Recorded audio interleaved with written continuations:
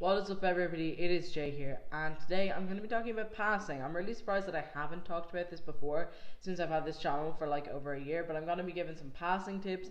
Obviously, disclaimer, these won't work for everyone. These are just tips that have worked for me or that I know have worked for other people I'm friends with. Not everybody is the same. Different tips will work for different people. Different people will have different things that stop them from passing.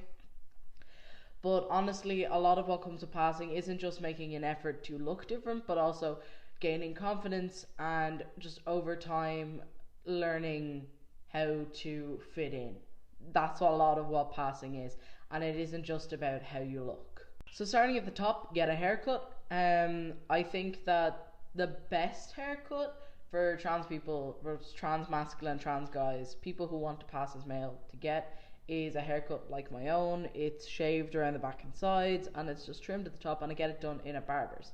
The reason why I'm mentioning specifically that I get it done in a barber's is that if you go to a hairdresser's or a unisex salon and they previously knew you as female, or you pass as female, you don't pass as male, then they are most likely going to try and maintain some degree of femininity in your haircut. So you either have the choice of going to a barber's, but if you don't pass, that can be a difficult situation to go into. So you also have the choice of doing it yourself or get somebody that you're close to do it for you. Some people will say that you should wear baggy t-shirts, and I disagree with that.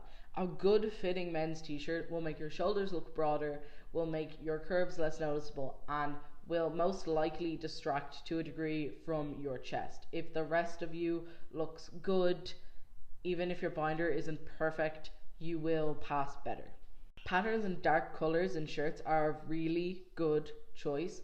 Dark colours will mean that any shadows that could be cast by your chest will be hard to see, hard to notice. It's harder to notice specific lines and curves in a dark coloured shirt. Also, the same goes with patterns. It's kind of distracting. Patterns can be distracting from your body, but do be aware of the fact that some patterns can also make it more obvious. For example, if you're wearing a plaid shirt, the way a chest would alter the way the pattern sits on you could make it more obvious that you have a chest and could lead to passing less. So do be aware of the patterns that you're getting.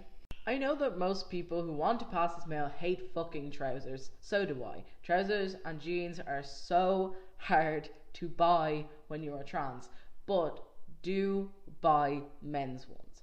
I personally found that either way, women's jeans don't really fit me the way I want them to, so I wouldn't buy them anyway. But buying men's jeans, once you find what works for you, it does really help. I'm wearing men's jeans right now. They're like what are they called? Like, they're fucking like stretch skinny jeans, but like they're slightly big. They're not actually skin tight to me, so they look normal. And definitely buying like stuff from places like Forever 21 can also work. I've definitely found that stuff from Forever 21 fits me well. I found that stuff from Pennies fits me well. Granted, not everywhere has Pennies. Full stop, buying men's clothing makes a huge difference. There's a big difference between masculine women's clothing and men's clothing. Those are two different things. I definitely noticed when I came out, gradually my wardrobe changed from masculine women's stuff to solely men's stuff, because masculine women's stuff didn't help me in any way, and I didn't feel comfortable in it because there was still feminine aspects. It's like with going to the hairdressers. They still try to retain some degree of femininity in the clothing, which doesn't help you if you're trying to pass. Speaking in a deeper voice makes a big difference as well. Like, naturally, my voice is at this level now because I'm on T, but even if I go up to the counter in a shop, I will normally speak down lower like this, which is also a pretty natural tone for me, but I make an effort to speak lower because I feel like, why not? Because obviously, like a shop assistant, you want them to correctly gender you. It's only a short interaction. It's not a massive effort to talk a bit lower like this instead for like a few minutes. And just in general, speaking in a deeper voice, a lot of people find that they may pass to C, but once they open their mouth, they no longer pass, and that their voice gives them away. Because if your voice is up here, that's a possibility. I'll be putting another link up here somewhere, and I'll put both of those links down in the description below as well. But this one instead is for masculine makeup. I know that for some people this does make a big difference as to whether you pass or not. Personally, I don't really do this. I've had it done once by the guy in this video, and I don't feel like it made a big difference to me, but I already pass regardless of that, so it wouldn't probably make a big difference to me. And I'm on T, so it likely wouldn't make a huge difference to me. But if you're not on T particularly, that can make a huge difference, because like, you know, the shape of your face and like the way that your contours are, I don't fucking know, it's confusing. It's not something I'm into, so I will link that and I will leave you to watch that video if you want. Lastly, like I said at the start of the video, a lot of passing is about confidence. Even if you may not look 100% masculine, you can still pass if you give off enough confidence in who you are. For example, if somebody misgenders you and you immediately correct them with all of the confidence that you can possibly exude, they will agree with you. And that's one of the things that trans people often fall down in.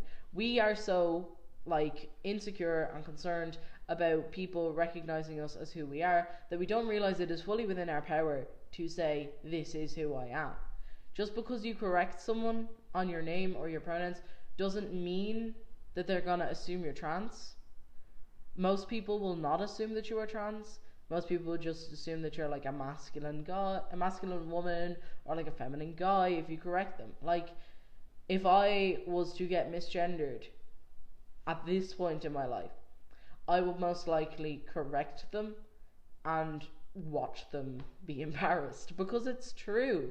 Like, I am male, and I do think that this kind of confidence comes over time, and it also comes with a legal recognition of who you are. I know that I probably wouldn't have said this stuff before I got my gender marker change, but now that I have my gender marker change, I know that I am legally entitled to be respected as I want to be, and as a result I feel like I'm a lot more confident about saying, hang on, that's not my name, those are not my pronouns, this is who I am, and you don't get to disrespect that. So thank you for watching this video. If you liked it, please click the like button down below. The subscribe button is also there if you want to watch more of my videos and subscribe to my channel.